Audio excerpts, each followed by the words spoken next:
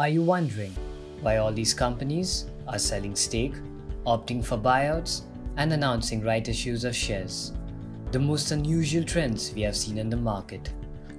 We have with us Mr. Nilesh Bajaj, founder director of Cedrus Wealth, sharing his opinion on equity raising cults. Hello dear investors, I have Nilesh Bajaj here with me today to share some insights on an unusual trend being seen in the market. So Nilesh sir, what are your thoughts on this? Tina, actually I have come across a very interesting trend which I don't know how many investors actually have seen it also. A lot of debt has got accumulated between 2011 and 2016 because that was the easiest way to raise debt. One of the reasons was that India in those days was in the fragile five. There was not too much of equity interest which was there from the investors.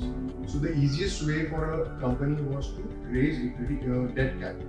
But what happened because of that? One, there was a lot of debt burden on the books of the companies.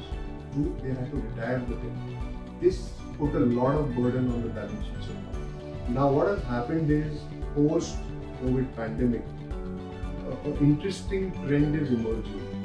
Whereby we are seeing a lot of companies raising equity capital, be it in form of right issues or in form of stake sales or buyouts, and retiring their debt.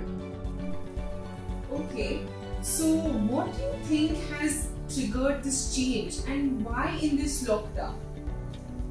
Tina, actually around 3 years back, government made a lot of regulatory changes. The most prominent change was the IBC Act, which was the Insolvency and Bankruptcy Code, which put a lot of strain on the balance sheets of companies. It made it easy for lenders to actually liquidate the assets of a company to repay the debt.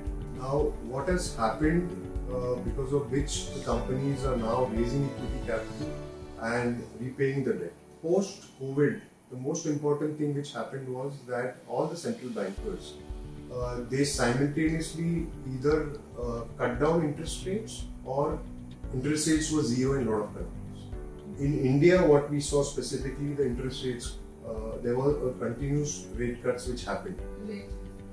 Now, due to which there was ample liquidity which was available with a lot of investors and banks. Because of this, the companies found it easy to access the risk capital, which was the equity markets. They went ahead and they have actually raised equity and repaid quite a lot of debt on their balance sheets. So this has not only improved the balance sheets of companies, but has actually made their very existence, which would have not been possible had they not raised equity. Because it would have been very difficult for them to actually repay the debt. So that was like their only option. So do you see this trend continuing in the future? I'm sure this trend is going to continue. The reason is, this all started with Reliance doing multiple stake sales of their Jio platform. Right. Not only they became debt free by doing multiple stake sales, but now they are going ahead and looking at Future Group, which is in a deep trouble because of the debt liabilities that they are posing, and they are planning to buy out the Future Group. Okay. So this is one very interesting trend which we are seeing, where the companies are either doing stake sales. In this case it's Reliance, and or else something like Future Group, which wouldn't have existed had they not been seen any interest from Reliance Group. Second is, you're seeing a lot of right issues. A lot of NBFCs are coming out with right issues. This is actually to get to see that their capital adequacy ratios are right. The right issues are coming at a deep discount to the current prevailing prices in the markets. So I definitely expect this trend is going to continue. This is not only going to strengthen the balance sheets of companies, but they will eventually, the weaker companies are going to get an exit option by repaying back their debt. So this definitely looks like a game changer. do you think it will have a positive impact on the banking and finance sector? Yes, definitely. In fact, it will not only remove the pressure on the already strained balance sheets of the banking and finance sector, but also will give them confidence to lend further, which they have not been doing. And what kind of impact do you see on the overall market? The equity markets, they have already recovered from their March lows, and in fact, they are hardly about 7-8% from their all-time highs. Okay.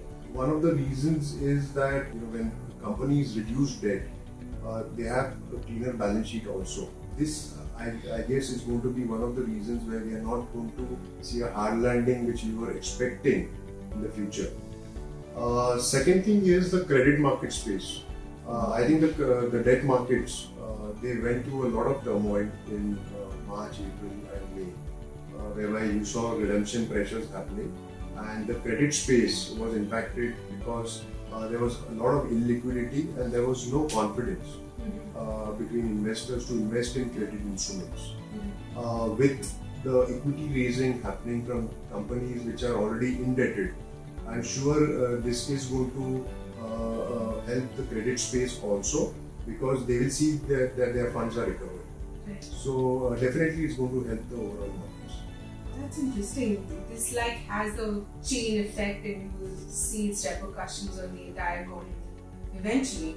Thank you so much, for sharing your observation with us.